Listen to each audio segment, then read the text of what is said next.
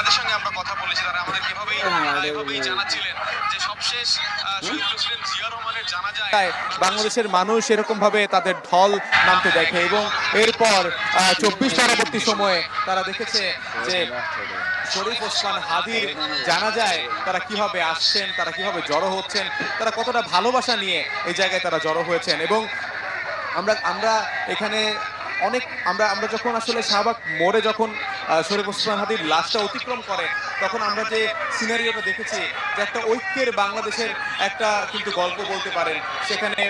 সেখানে আমরা দেখেছি এনসিপি নেতা হাসনাত আব্দুল্লাহ, ডাকসু ভিপি সাদিক কায়েম তারা যাচ্ছেন। আসলে হাদিও কিন্তু সেই ঐক্যের বাংলাদেশের গল্পটাই বলতেন। ফ্যাসিবাদ বিরোধী যে ঐক্য, আওয়ামী লীগ প্রস্তুতি সবাই এক, সেই জায়গাটার কথা সবসময় হাদি বলতেন।